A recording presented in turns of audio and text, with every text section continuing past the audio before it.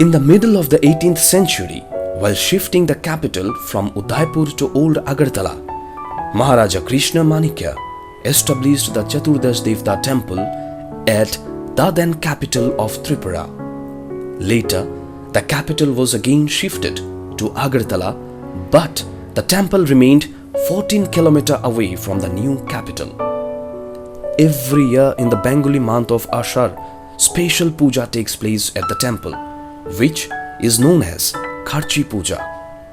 Idols of 14 gods, which are kept closed throughout the year, are taken out of cascades for week-long worshipping. Both the indigenous and non-tribal section of people participate in the festival with full devotion.